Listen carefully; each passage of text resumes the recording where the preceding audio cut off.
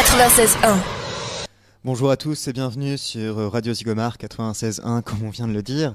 Nous sommes ensemble donc pendant 1 heure jusqu'à midi sur Radio Zigomar et aujourd'hui nous allons parler de la paix.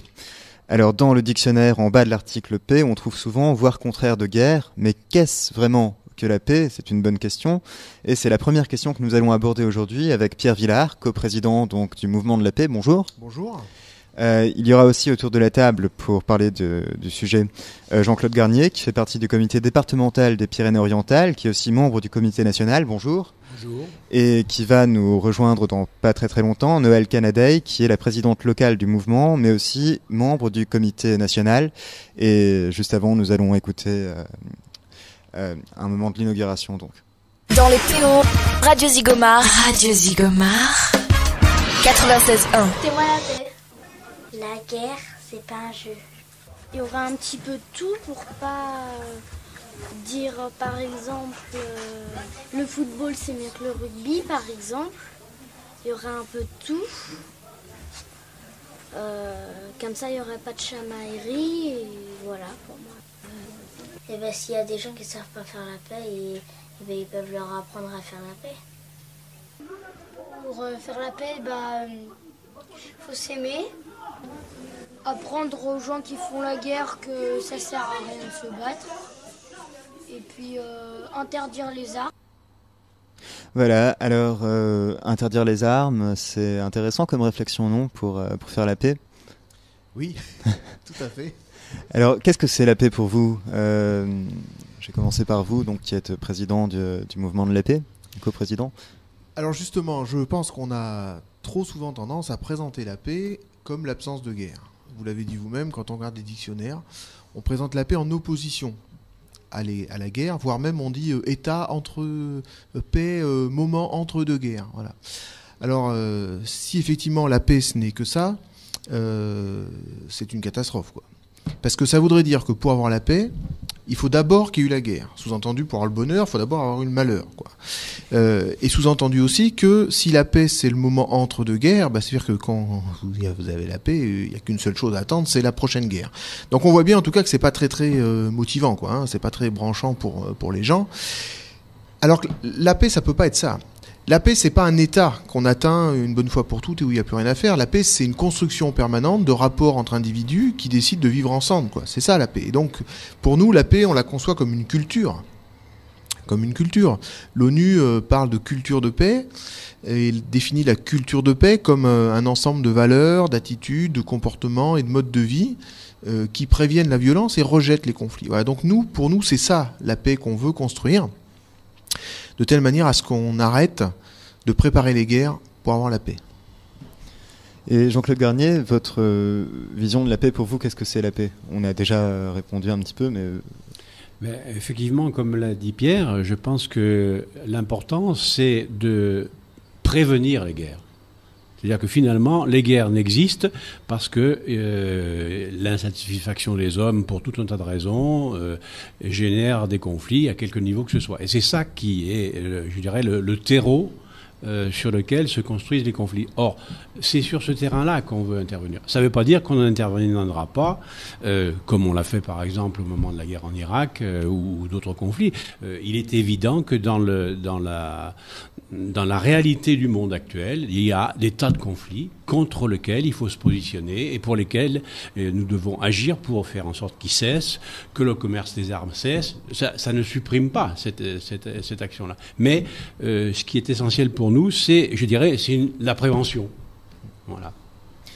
Et donc pour ceci, vous avez mis en place le 27 janvier dernier une date assez importante, l'inauguration de la Maison de la Paix. Oui.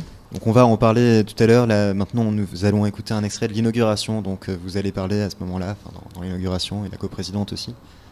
D'accord. Les jeunes années ont coïncidé avec l'approche du siècle nouveau. Ce tournant a été pour nous, artistes de la musique, du théâtre, de la poésie, de l'image, du son, de la lumière ou des beaux-arts, l'occasion de proposer au monde de renoncer à tout ce qui est mal et de n'emporter dans l'avenir que ce qui est bien. Le bagage ne sera-t-il pas trop léger? Pour le mouvement de la paix, ce soir, c'est un grand jour.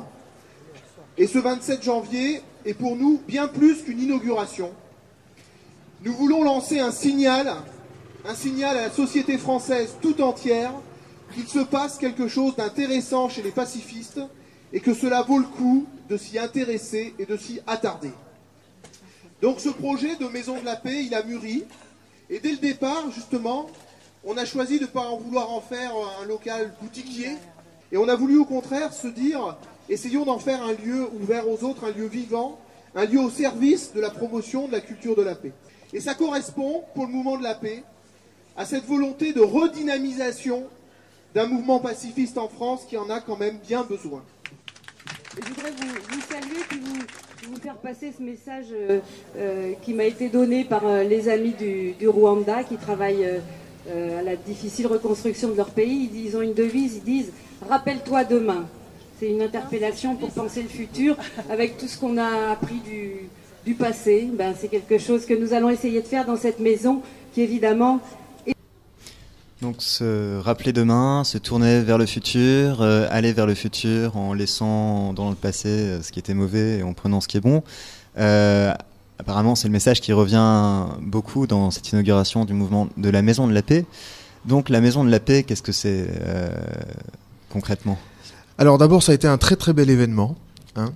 Bon, évidemment, il s'est vécu à Paris, mais tous ceux d'entre vous qui n'ont pas pu y participer, notamment vos auditeurs nombreux, peuvent aller sur le site internet du Mouvement de la Paix pour voir des images et du son. Donc ça vaut peut-être le coup de rappeler ils peuvent y aller immédiatement s'ils sont devant leur ordinateur. Oui, donc c'est www.mvtpaix.org. Voilà, sinon ils tapent dans n'importe quel moteur de recherche le Mouvement de la Paix, ils arrivent tout de suite, et donc ils auront les images du son qui viennent d'entendre. Donc c'était un grand événement, parce que voilà, nous on veut donner de l'espoir, on veut donner du souffle. On pense qu'aujourd'hui en France, l'action pour la paix doit être beaucoup plus forte que ce qu'elle est. Il faut que les gens comprennent que la paix, c'est une dimension sociale. On peut construire un autre monde et la paix peut être un moteur de changement de ce monde parce que la culture de paix, c'est lié à la question des injustices, à la question des droits, à la question, en France, la question des salaires, par exemple, la question de l'environnement. Et la paix, elle se nourrit de tout un tas de choses, et il faut qu'on arrive à montrer ce souffle, montrer cette dynamique. Et cette maison de la paix, elle a pour objectif d'être un lieu où à la fois il y aura des sièges d'associations, notamment du Mouvement de la Paix et de l'Appel des Saints, mais aussi un endroit où on peut organiser des débats, des rencontres, un centre de ressources. Et donc c'est pour ça que c'est une maison. Voilà, c'est notre maison, une maison commune, ouverte à tous ceux qui veulent faire un bout de chemin pour la culture de paix en France. Donc un lieu ouvert à tout le monde et créé par le Mouvement de la Paix. Créé, financé par le Mouvement de la Paix, c'est-à-dire que oui, c'est notre siège national qu'on a essayé d'ouvrir aux autres. Et donc ça aussi, ça montre aussi la force du mouvement pacifiste français. Il n'y a pas beaucoup d'associations qui sont propriétaires de leurs locaux. C'est pas simple, hein, c'est toujours le résultat d'équilibre assez difficile. Mais en même temps, c'est une assurance pour l'avenir. C'est-à-dire quand vous êtes président d'une association, vous voulez aussi offrir à ceux qui vont vous succéder des moyens de travailler. Et donc, c'est un investissement pour l'avenir. Alors, vous parlez de travailler pour la paix. Comment est-ce qu'on travaille pour la paix ? Alors, on travaille pour la paix de différentes manières. C'est-à-dire qu'il y a tout un investissement, un engagement, on va dire, qui concerne les individus eux-mêmes. Et je crois que nous avons tous besoin à apprendre à ne plus avoir peur en permanence des autres, à ne plus craindre en permanence les autres. Et on est un peu élevé dans cette logique-là quand même. Hein. C'est-à-dire qu'on est un peu élevé dans une dimension de concurrence permanente, il faut se méfier, faites attention, on va vous kidnapper votre enfant à la sortie de l'école, attention, l'autre il est plus fort que vous, attention. Alors ça ne veut pas dire qu'il ne faut pas faire attention à tout ça, bien évidemment. Mais franchement, laisser construire une société sécuritaire à tout va, où il faut toujours se méfier de tout le monde avant de tendre la main aux autres, franchement, c'est motivant pour personne. Et c'est surtout très angoissant. Donc, cette dimension de l'individu, ça va avec l'apprentissage de la non-violence, ça va avec donc la paix comme une culture, comme le résultat des rapports entre les gens. Donc ça, c'est, on va dire, une dimension, et ça se travaille tout le temps. Hein, ça se travaille dans le couple, ça se travaille dans la famille, ça se travaille dans le travail, hein, dans la sphère publique. Après, la deuxième chose, c'est que intervenir sur cette dimension individuelle ne saurait nous dédouaner d'intervenir sur les choix d'ordre beaucoup plus politique qui sont faits. Parce que les guerres, ça se prépare, les guerres. Les guerres, on construit des armes. On invente des nouveaux missiles. Là, la France est en train de mettre en place des nouveaux missiles nucléaires. Oui, on en parlera tout à l'heure, justement. Oui, bien sûr, j'espère. Mais ça montre que pour agir pour la paix, il y a à la fois la dimension individuelle et la dimension collective. C'est-à-dire qu'on ne peut pas vouloir agir pour la paix et ne rien dire sur les choix qui sont faits dans notre pays, mais aussi dans d'autres, avec des dépenses militaires qui se développent sans cesse, avec une prolifération nucléaire qui risque, qui est latente, qui est là. Voilà, donc vous voyez, le travail pour la paix, il est très important, avec une dernière dimension, si je peux me permettre, qui est d'impliquer les institutions dans ce travail-là, notamment les institutions scolaires, l'école, les institutions locales, les collectivités locales. Une municipalité peut agir à son niveau pour la promotion de la culture de la paix.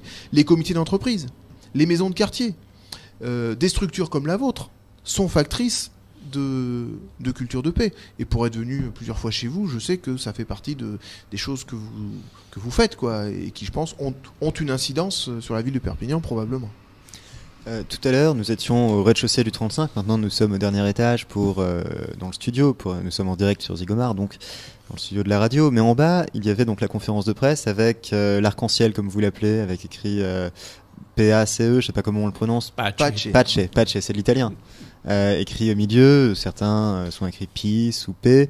Il y a aussi cette colombe, ce sont les emblèmes du mouvement de la paix. Comment est-ce qu'elle est née, la colombe Picasso elle est probablement sortie d'un œuf, je pense.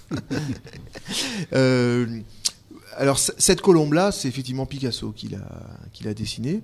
Picasso fait partie de ces grands artistes qui ont accompagné en permanence. Je dis qui ont accompagné parce que lui n'est plus là, mais il y en a eu d'autres. Hein. Il y a Quijano, par exemple, qui est pas très loin, puisque je crois qu'il est sur 7. Donc le mouvement de la paix a toujours eu un grand engagement des artistes à ses côtés, et Picasso a fait partie de cela. Donc c'est vrai que cet emblème-là, on la porte, on en est très très fiers.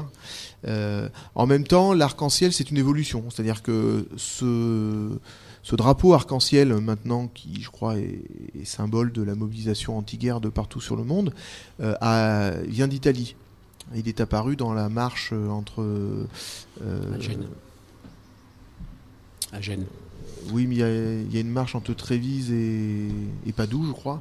Et ce premier drapeau, en fait, il est sorti au début dans les années 60. Ouais. Et en fait, il a mis 30 à 40 ans en Italie pour s'imposer comme un drapeau de ralliement. En France, il est arrivé un peu plus tard, on en est à son balbutiement. Voilà, donc en fait, la paix, c'est le mélange de tout ça, puisque la paix, c'est un beau mélange de culture quand même. Donc on mélange la colombe, on mélange. Nous, notre vrai symbole, c'est le missile qui est cassé en deux, avec l'épi de blé et la colombe, qui signifie qu'il ne peut pas y avoir de paix sans justice, pas de justice sans développement, et pas de développement sans désarmement. Donc ce triptyque, désarmement, développement, justice et paix, c'est ça qui fait, on va dire, notre programme. La colombe, si je ne m'abuse, date de 1949, ou autour de cette date-là, la date de la fondation donc, du mouvement de la paix par Joliot-Curie. Comment ça s'est passé ? Qu'est-ce qui a amené la fondation du mouvement de la paix ? Qu'est-ce qu'il a créé ? Alors, c'est pas exactement 49, c'est pas exactement Joliot-Curie. Je dis pas exactement, vous allez voir la nuance, c'est que le mouvement de la paix, en fait, a une création un peu longue. Le mouvement de la paix, il est issu de la résistance. Voilà, il est issu de ces hommes et de ces femmes qui se sont levés contre le nazisme, notamment, et qui, en fait, il y a beaucoup de choses qui sont issues de la résistance française dans notre pays. Hein. Nous avons beaucoup de mouvements, je parle pas des choix sociaux qui ont été faits au lendemain, bien évidemment. Et donc, en fait, a été créée en 1948 une association qui s'appelait les Combattants de la Liberté, par Yves Farge, Et dans cette association, en fait, se sont retrouvés donc d'anciens résistants qui voulaient poursuivre leurs engagements pour construire un autre monde, déjà à l'époque. Et dedans, on retrouvait beaucoup de gens engagés dans la sphère communiste, dans la sphère des libres penseurs, dans la sphère des chrétiens. Et donc, en fait, ce qui a donné naissance après au mouvement de la paix part de ces trois grosses branches-là, quoi, hein. Souvent, on a un peu tendance à n'en résumer, à n'en retenir qu'une, mais c'est pas la réalité. Donc ça date de 1948. Ce qui se passe après en 1949, c'est que vous avez la création de l'OTAN et un appel d'intellectuels au niveau international qui lance en fait un mouvement au niveau international à l'initiative de Joliot-Curie, qui est le Conseil mondial de la paix. Voilà. Mais le mouvement de la paix, lui, il est déjà né un an avant. Et en fait, alors il s'appelait pas comme ça, hein, il s'appelle réellement mouvement de la paix que, je crois, en 1951. Alors c'est pas simple, hein, je suis allé très très vite, hein, pour pas barber vos auditeurs, mais c'est aussi pour montrer que en France, il y a une caractéristique du mouvement pacifiste, c'est que c'est un mouvement qui est issu de la société française.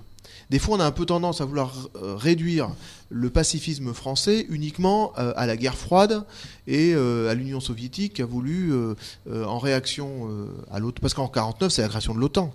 C'est la création du pacte de Varsovie peu de temps après. Donc on est dans un moment de rapports internationaux qui sont très tendus, qui sont effectivement très, très, très violents. Et des fois, on a un peu tendance à vouloir expliquer le mouvement de la paix que par ce prisme-là, qui est pas vrai. Même si après, en France, comme beaucoup de mouvements, le mouvement pacifiste a aussi été instrumentalisé à d'autres causes que la sienne, mais au même titre que les syndicats, au même titre que... il y a des syndicats en France qui ont été créés directement par la CIA pour diminuer la force du mouvement syndical français. Bon, ça, c'est une réalité. Voilà, donc c'est un peu tout ça, la création du mouvement de la paix. Donc on va dire c'est la période entre 48 et 51. Et ce qui est très important, c'est que Joliot-Curie, qui était directeur du CEA, en fait derrière Joliot-Curie, c'était beaucoup de scientifiques qui s'engageaient après la bombe atomique pour faire grandir une double idée. La première, c'était qu'il fallait que les scientifiques soient porteurs d'un projet positif de société et que la science n'a pas vocation à ne donner que des malheurs, quoi. C'est aussi pour dire il faut que l'intelligence des hommes elle soit mise au service de la vie et pas au service de l'horreur, de la catastrophe, de la mort, quoi. Et le deuxième signal fort, c'est que le mouvement de la paix, il a correspondu finalement à un mouvement, ce qu'on a appelé un mouvement de masse. Et entre les deux guerres, il y avait un mouvement pacifiste en France, mais qui était un mouvement porté par des intellectuels, qui n'était pas porté par... C'était pas un mouvement de citoyens. Et donc le mouvement de la paix correspond à cette volonté donc, de ces intellectuels-là, des scientifiques et d'autres, de dire il faut que ce soit les citoyens qui s'engagent pour la paix. Et donc en fait c'est une nouvelle phase qui s'est ouverte dans l'histoire. C'est la paix en quelque sorte. Voilà, on peut utiliser ce démocratisation. Démocratisation, oui, c'est peut-être mieux d'ailleurs. Et donc cette période-là, on parlait de l'arme nucléaire, E égale MC2, que Einstein trouve, et puis il pense que les Allemands vont reprendre ça pour faire une bombe nucléaire. Donc il vend la formule de la bombe nucléaire aux Américains en se disant il ferait mieux de le savoir, mais par contre ils s'en servent ensuite sur Hiroshima, enfin toute cette histoire-là. Je vous propose d'écouter justement des documents qui suivent cette période d'après-guerre et qui parlent du sujet nucléaire. L'opinion publique dans l'ensemble redoute cette expérience. Notre pays a peur de se trouver entraîné désormais dans un cycle infernal. C'est une réponse à cette angoisse que nous sommes allés demander au général gallois qui, pendant plusieurs années, a joué un rôle éminent au SHAPE et que l'on a baptisé le père de la bombe A. Je ne comprends pas pourquoi il est nécessaire, mon général, que la France possède sa propre bombe. Oui, c'est un sentiment qui est largement partagé dans le monde. Ces armes inspirent un sentiment de répulsion, il faut dire le mot. Je crois que l'Occident qui les a inventées, qui les a mises au point, n'a pas su les vendre, au sens américain du mot. Au fond, tout se passe comme si tout le monde voulait retourner à ce que nous appelons en jargon militaire l'ère du conventionnel, c'est-à-dire l'ère de la poudre. Or, qu'est-ce qu'elle nous a apporté, cette conventionnelle? Elle a commencé, d'après les manuels scolaires, en 1346 à Poitiers, et elle s'est terminée à Hiroshima en 1945. Voilà 6 siècles d'histoire qui ont été marqués par des guerres constantes. Les spécialistes en comptent quelques 278. Et encore, ils appellent guerre Des conflits au cours desquels au moins 50 000 combattants sont opposés de part et d'autre. Au cours de ces 6 siècles de guerre constante, près de plusieurs centaines de millions d'individus ont été tués et que de richesses ont été anéanties. Et nous souhaitons retourner à cette période, nous en avons la nostalgie. Personnellement, je ne le comprends pas. Non, mais sans en avoir la nostalgie, il semble qu'on puisse redouter le pire devant la puissance de la nouvelle arme et qu'on puisse penser par exemple que si elle tombe entre les mains d'un fou, il puisse d'un seul coup anéantir une partie de la planète. Oui, c'est l'argument populaire classique, mais les choses sont plus compliquées, si vous voulez. Je vais rentrer dans cette logique nouvelle. Au fond, depuis 1945, tout est changé. Tout ce que l'on croyait vrai est devenu faux, presque. Tout s'est passé comme si on était passé dans un nouveau système de coordonnées. Pour un mathématicien qui raisonnerait en géométrie euclidienne, c'est maintenant un raisonnement en géométrie sphérique. Les théorèmes, les idées de Descartes sont bonnes, mais tous les théorèmes sont faux. C'est un peu... The atomic bomb is too dangerous to be loose in a lawless world.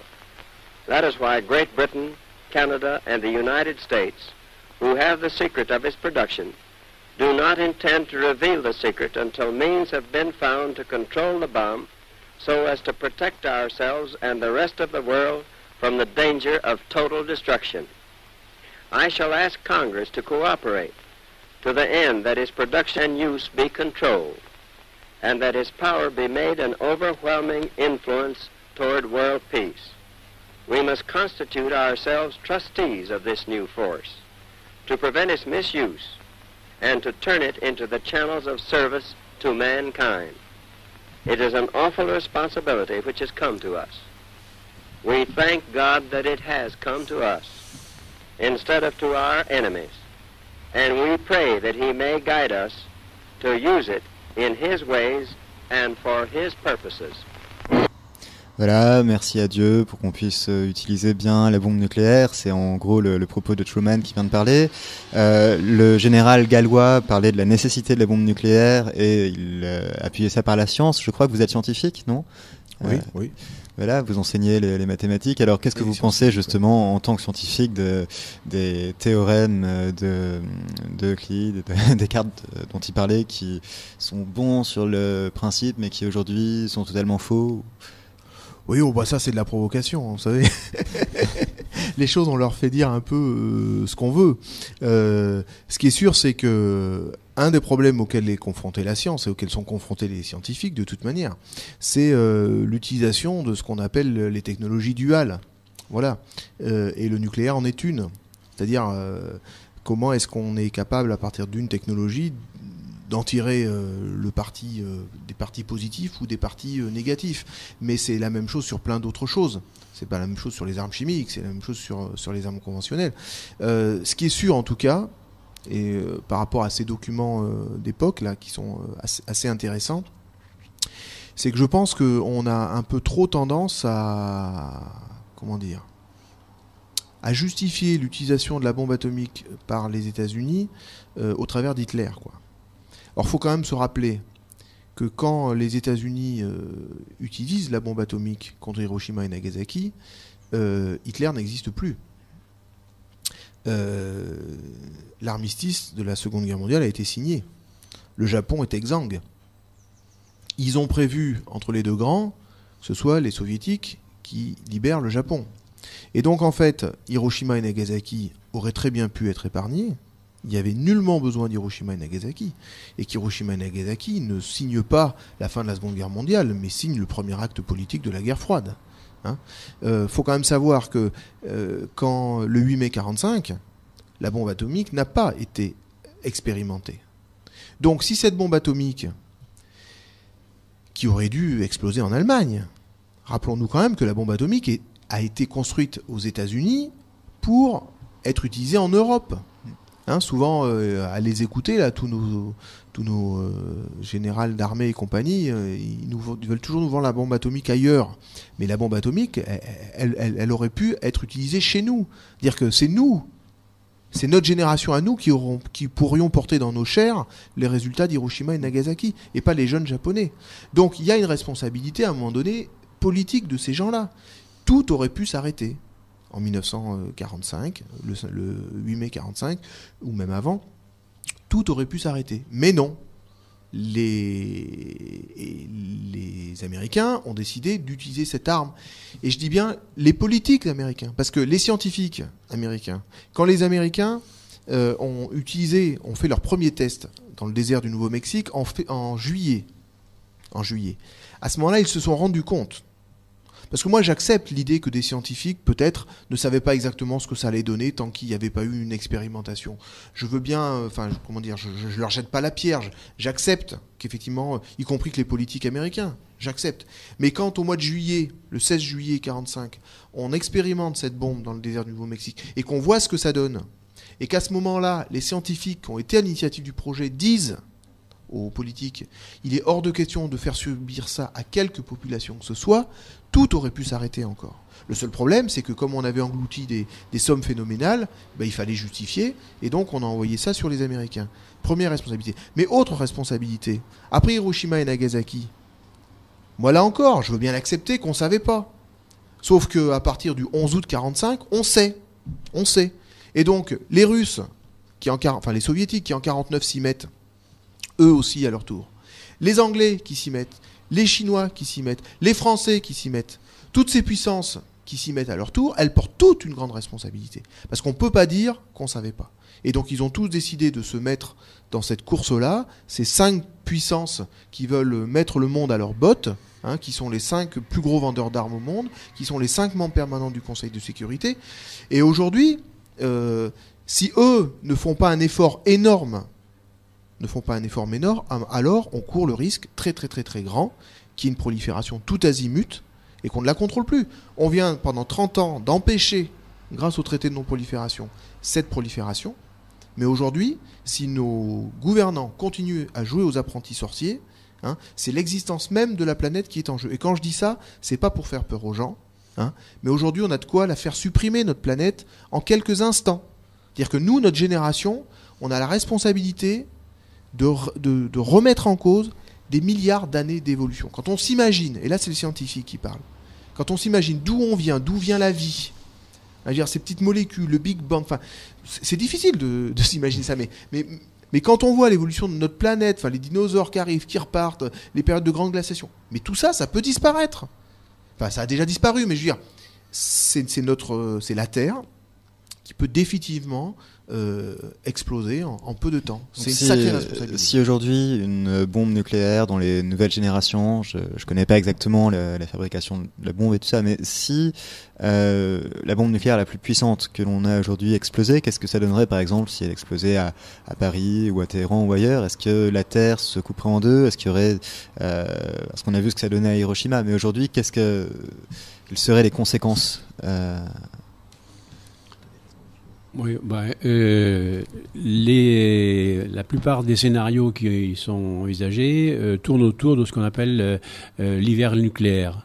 C'est-à-dire que la vie est supprimée, bien sûr, mais il y a de telles dégradations de la biosphère que finalement, plus rien n'est possible parce qu'il y a une couche de cendres qui est balancée dans l'atmosphère extraordinaire. Les rayons du soleil ne traversent plus et on va vers une période alors, je ne sais pas si la Terre explose, mais en tout cas, la vie n'est plus possible. C'est-à-dire qu'aujourd'hui, on a des bombes nucléaires qui n'ont rien à voir avec celle d'Hiroshima. Mais surtout, le problème, c'est pas obligatoirement une bombe toute seule, en soi. C'est l'enchaînement que ça produit. Et quand vous entendez le président de la République en début de semaine, là, avec... alors, faut qu'il fasse attention, quand il parle. Qui dit que s'ils ont la bombe et si elle part, au bout de 200 mètres, elle retombera sur Téhéran et que quelque chose comme ça. Oui, parce qu'entre-temps, c'est Israël qui aura envoyé la sienne. Voilà. Mais c'est ça le problème actuellement. C'est qu'on est dans une telle conception au niveau international que dès qu'il y en a une qui part, il y en a une autre qui va partir immédiatement. Et donc, franchement, le meilleur moyen de se prémunir, c'est qu'il n'y en ait plus. Tout à l'heure, dans dans les documents d'archives dont vous nous avez que vous avez passé là, on parlait, c'est le général Gallois là qui disait c'est un argument. Il était très méprisant, cet homme, en disant que c'était un argument farfelu de dire que l'arme atomique, elle pouvait tomber entre les mains d'un fou. Mais franchement, aujourd'hui, Ahmadinejad, il est où, lui ? Il fait partie de quelle catégorie ? Et Ben Laden, il fait partie de quelle catégorie ? Et quand on voit que la France, au deuxième tour d'une élection présidentielle, il y a des fascistes qui arrivent au deuxième tour, donc c'est quoi qu'on attend, là ?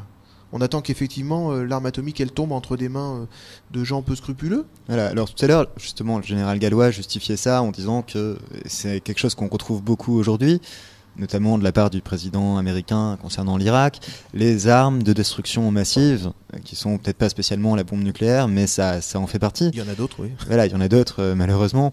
Et donc, c'est nous, pays occidentaux, allons aider à éviter que des armes de destruction massive explosent ailleurs, comme si les pays occidentaux étaient les meilleurs. C'est un petit peu aussi la façon de réfléchir colonialiste, en quelque sorte. Tout à fait.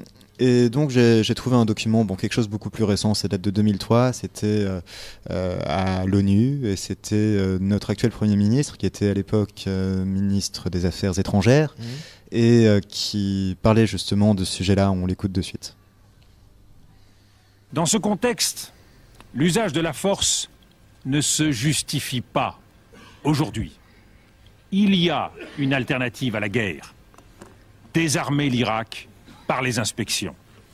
De plus, un recours prématuré à l'option militaire serait lourd de conséquences. Dans ce temple des Nations Unies, nous sommes les gardiens d'un idéal. Nous sommes les gardiens d'une conscience. La lourde responsabilité et l'immense honneur qui sont les nôtres doivent nous conduire à donner la priorité au désarmement dans la paix. Et c'est un vieux pays, la France d'un vieux continent comme le mien, l'Europe, qui vous le dit aujourd'hui, qui a connu les guerres, l'occupation, la barbarie. Un pays qui n'oublie pas et qui sait tout ce qu'il doit aux combattants de la liberté venus d'Amérique et d'ailleurs. Voilà, Dominique de Villepin, donc, aux Nations Unies contre la guerre en Irak. Je signe. Un beau discours. Oui, absolument. Un beau discours. On peut critiquer peut-être le Premier ministre, mais le ministre des Affaires étrangères, là, avait fait un beau discours à ce moment-là sur le sujet donc de la guerre en Irak. Donc le conflit en Irak, vous étiez aussi opposé à ce conflit, au mouvement de la paix. J'étais à l'ONU une semaine avant que ça démarre, justement. Alors l'ONU, j'ai cru entendre que Kofi Annan avait parlé du mouvement de la paix comme des alliés les plus précieux de l'ONU, quelque chose comme ça. Oui. Donc vous collaborez avec l'ONU. Oui, bien sûr. C'est-à-dire qu'on fait partie des ONG, donc on travaille. On collabore.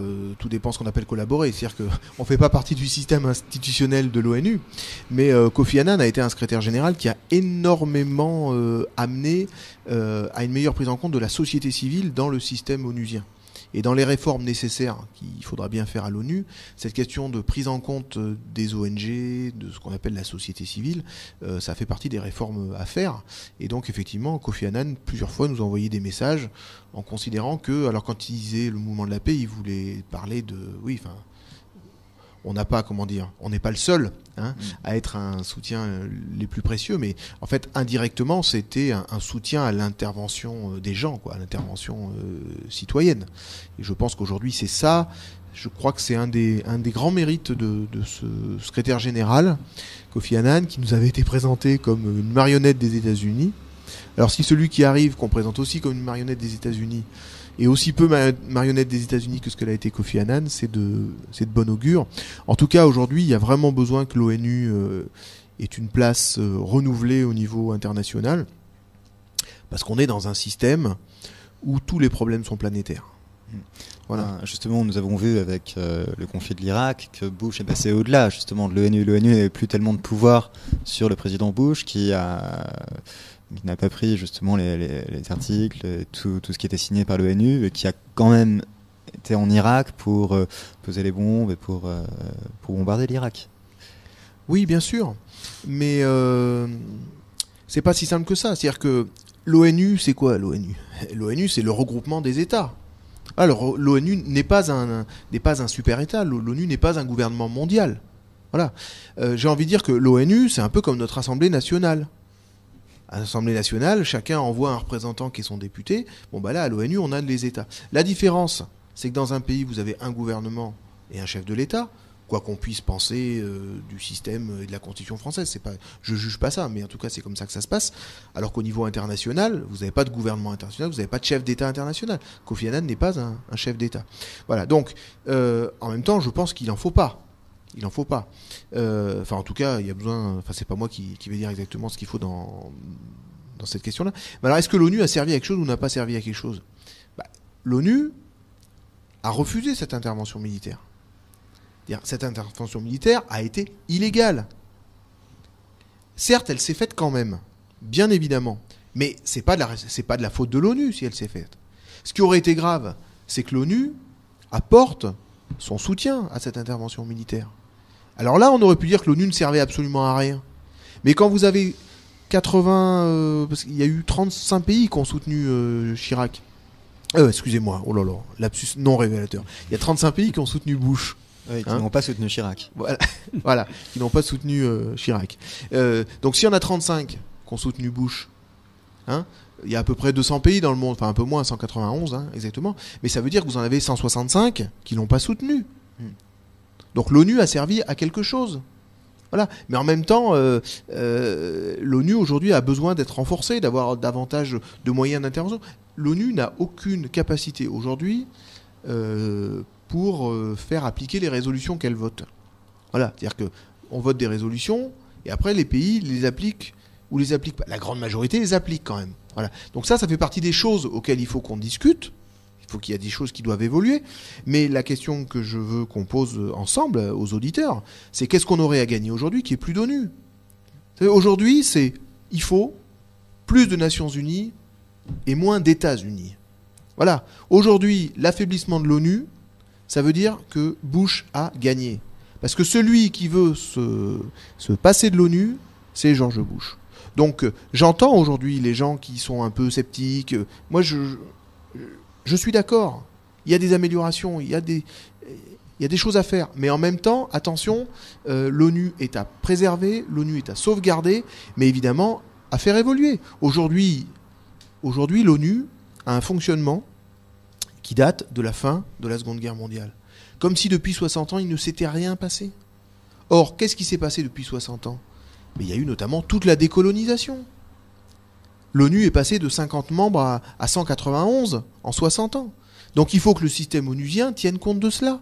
Aujourd'hui, il n'y a aucune raison qu'on ait comment on appelle ça, les 15 membres permanents, un conseil de sécurité.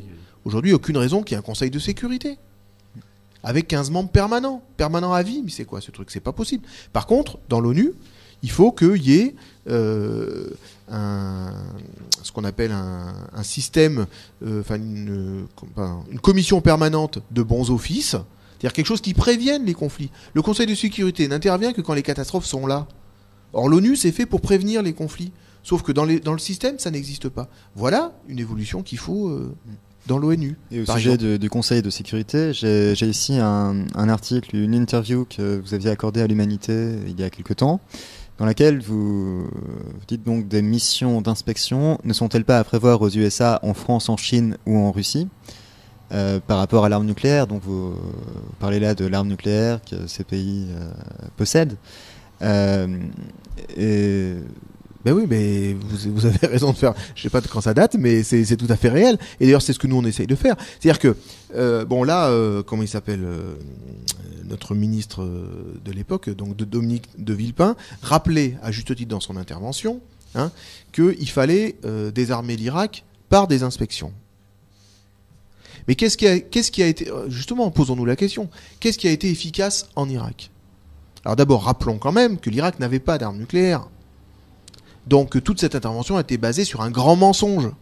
Donc quand on entend des généraux parler des puissances nucléaires comme ces puissances sérieuses, garantes de la démocratie, si ce sont ces puissances-là qui inventent des très gros mensonges pour justifier des interventions militaires, comment peut-on leur faire confiance à ces puissances-là? C'est pas possible. Alors, je mets pas les 5 puissances nucléaires officielles, parce qu'en fait, il y a 8 puissances nucléaires quand même. Il y a les 5 officielles et les 3... non déclarées. Oui, mais pourtant, tout le monde, elles le disent quand même qu'elles ont l'arme nucléaire. Bon... Bref, c'est un peu compliqué, mais c'est comme ça. Donc, il y a 8 pays nucléaires. Hein. Mais en tout cas, on voit, si eux mentent, comment est-ce qu'on peut leur faire confiance? Par contre, où Dominique de Villepin avait raison, c'est que ce qui a été efficace pour désarmer l'Irak, c'est pas les bombes américaines, c'est pas une intervention américaine. C'est quand, après la première guerre du Golfe, l'ONU, par l'intermédiaire de l'AIEA, a désarmé l'Irak, a éliminé les programmes qui allaient aboutir à des armes nucléaires. Il n'y en avait pas, mais qui allaient aboutir à des armes nucléaires. Donc ça, effectivement, c'est efficace. Mais aujourd'hui, il y a une aberration phénoménale, c'est que le traité de non-prolifération nucléaire prévoit que tout pays signataire se conforme à des inspections des inspecteurs de la IEA en permanence. Voilà. C'est ce qu'a fait l'Iran entre nous. Hein, justement, en Iran, la situation actuellement est assez difficile par rapport aux États-Unis. On va en parler. Mais ce qu'il faut savoir, c'est qu'aujourd'hui, donc, tous les pays signataires du traité de non-prolifération doivent se conformer à des inspections, sauf les puissances nucléaires. Et donc, ce que je disais dans cet article, c'est que ça, c'est proprement scandaleux. C'est-à-dire qu'aujourd'hui, il n'y a personne qui peut venir vérifier dans les installations militaires françaises ce qu'on y fait. Idem pour les Américains, les Russes, les Chinois et les Britanniques. Vous trouvez ça normal? C'est inadmissible. C'est-à-dire que on dit à l'Iran, vous voulez pas que les inspecteurs viennent chez vous, et nous, il n'y a personne qui dit, et pourquoi en France on va pas inspecter? Donc nous, c'est ce qu'on essaye de faire depuis maintenant 2 ans. On essaye de mettre en place en France des inspections citoyennes, où ce sont des individus avec des scientifiques et tout ça, qui rentrent dans les bases militaires pour demander des explications. On n'en est qu'au balbutiement, c'est pas simple. Hein. Ça s'est fait 2 fois à Istres, ça s'est fait 1 fois à Biscarrosse, non loin d'ici. Et ça, c'est l'avenir. Il faut que les citoyens, il faut qu'on sache. La base militaire de Istres, c'est quelle capacité militaire? Combien de gens on peut tuer avec les bombes atomiques qui sont à Istres?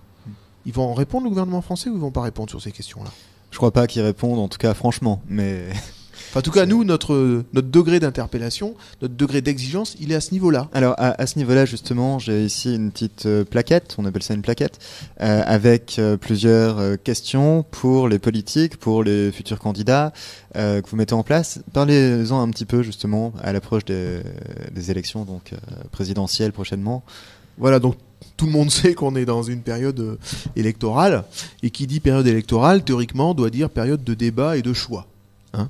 Alors après, les auditeurs verront si eux, ils pensent qu'on est dans ce profil-là ou pas, mais en tout cas, a priori, les gens vont être amenés à élire un président de la République, vont être amenés à élire des députés, et puis plus tard d'autres. Et donc c'est normal qu'ils puissent savoir quels sont les programmes, les propositions, et qu'ils puissent choisir en connaissance de cause.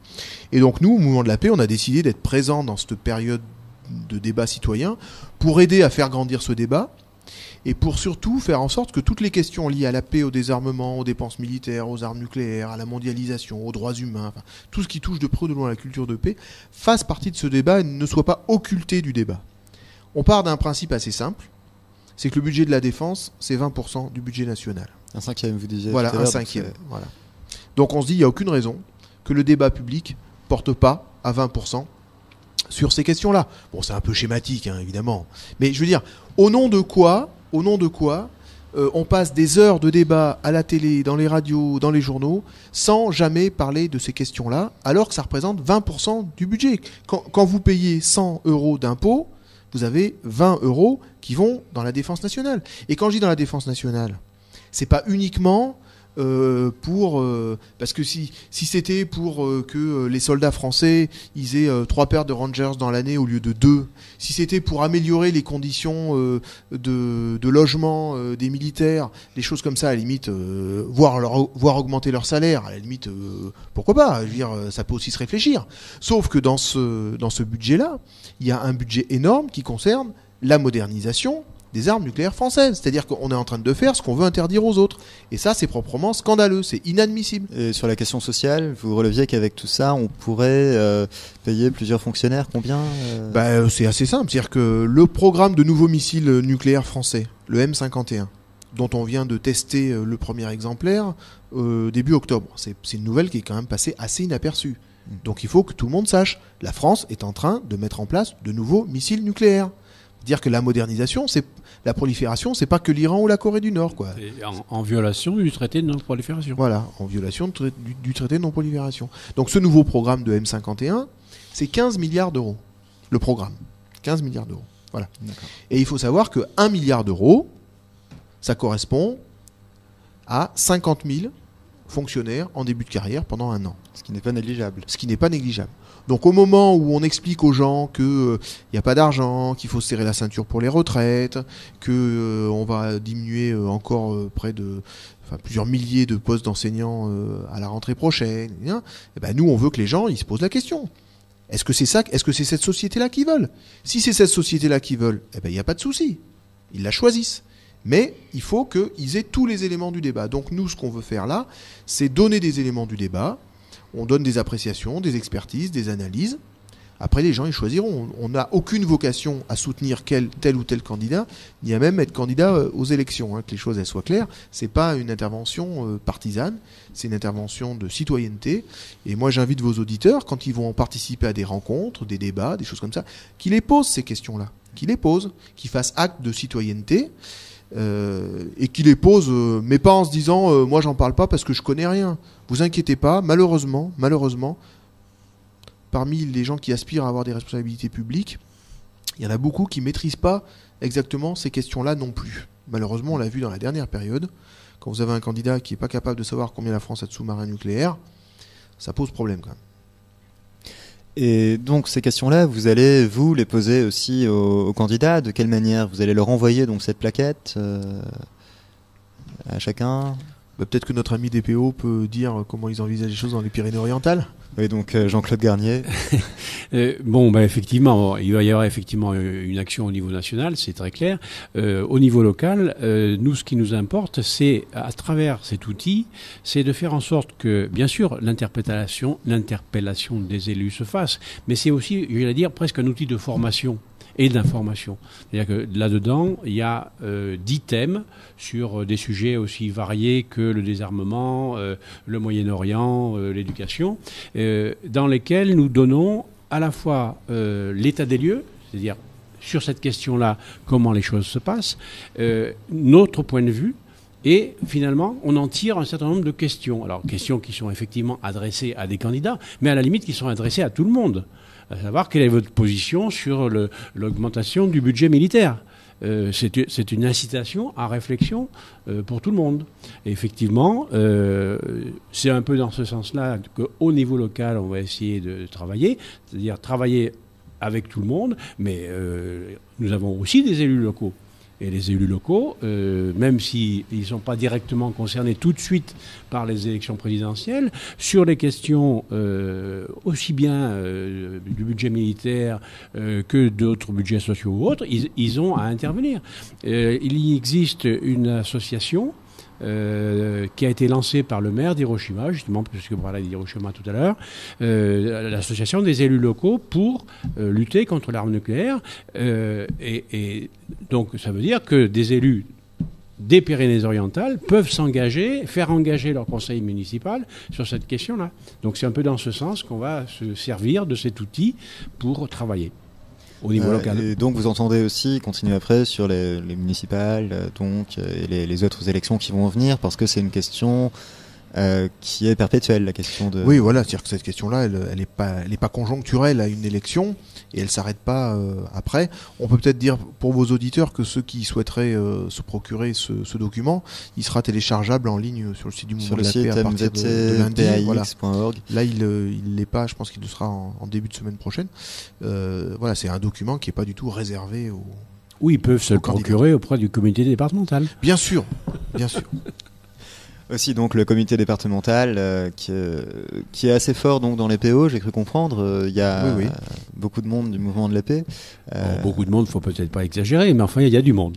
C'est un comité. On aimerait bien qu'il y ait plus de jeunes d'ailleurs, parce que c'est effectivement un problème auquel on est confronté. Vous êtes dans une radio jeune, vous pouvez donc faire l'appel. Justement, comment on fait pour entrer dans le mouvement de la paix ? C'est très simple. Nous, tout au moins dans les Pyrénées-Orientales, on ne demande pas patte blanche. C'est-à-dire qu'on se fait connaître, on distribue des tracts dans la rue, on participe à des débats, et on dit aux gens, si ce que l'on fait vous intéresse, écoutez, nous, on fait nos réunions à tel endroit, tel jour, vous venez, vous voyez, on ne vous demande pas d'adhérer, on vous demande de venir voir. Si ça vous plaît, vous participez. Si au bout d'un moment vous considérez que ça vaut la peine que vous vous engagiez vraiment, vous adhérez. Mais voilà. Nous, ce qui nous importe, c'est que les gens réfléchissent et agissent. La carte d'adhésion, bien sûr que c'est important, parce qu'y compris, c'est une rentrée financière. Mais j'allais dire, j'ose pas dire devant mon coprésident que c'est secondaire. En tout cas, c'est très simple. La première chose, c'est quand même de le décider, de se dire que l'action pour la paix, c'est simple, et ça ne demande pas obligatoirement un investissement tout le temps, tous les jours. Ouais. Voilà, je crois que chacun peut faire du travail autour de soi. D'accord. Alors cet après-midi, justement, il y a une conférence sur le sujet. Cet après-midi, il y a l'Assemblée générale. L'Assemblée générale du mouvement de la paix, des Pyrénées-Orientales, où vous serez présent. Oui. Est-ce qu'on peut appeler les jeunes à y venir Tout à fait. C'est tout à fait ouvert. C'est pas. Voilà. Donc je lis là le petit dépliant. Quel avenir pour la paix au Moyen-Orient? Faut-il conserver et développer l'armement nucléaire? Les futurs candidats aux élections abordent-ils les questions de paix? L'engagement pacifiste a-t-il un sens? Donc ce sont les questions qui vont être développées. Certaines, on a parlé un petit peu pendant cette heure aujourd'hui. Il y aura bien sûr, c'est une assemblée générale statutaire d'une association, donc ça veut dire qu'il y aura, comme dans toute assemblée générale annuelle, il va y avoir des rapports, des discussions, des votes. Mais il y aura un débat effectivement sur les questions dont on vient de parler. Vous pouvez peut-être redonner le lieu et l'heure? Alors le lieu et l'heure, je l'ai sous les yeux, donc c'est... l'heure, je sais, c'est 14h. C'est de 14h à 17h30 à l'Assemblée Générale du Mouvement de la Paix, au Palais des Congrès, donc salle 34 à Perpignan. Donc c'est à l'étage du Palais des Congrès. Enfin, il y a plusieurs étages, mais vous trouverez dans le palais la salle 34, de 14h à 17h30. Venez donc nombreux ce soir, cet après-midi. Excusez-moi pour le lapsus. Voilà. Et donc, vous parlerez à ce moment-là. Est-ce qu'on peut parler de bataille du Mouvement de la Paix, de bataille pour la paix? Dans mon vocabulaire, j'essaye d'éviter tout ce qui est bataille, combat, ces choses-là, mais bon, j'accepte la boutade et l'humour. Voilà, en tout cas, c'est un bel engagement et c'est une motivation importante. C'est un enjeu, disons. Ok, bien, on Merci arrêtera là parce invité. Il est 13h. Merci à vous pour avoir répondu à ces questions. Et donc, on se donne rendez-vous cet après-midi à 14h au Palais des Congrès, salle 34. Allez, venez nombreux. Au revoir. Envie d'appeler? Le standard de Zigomar, c'est 04 68 51 44 97.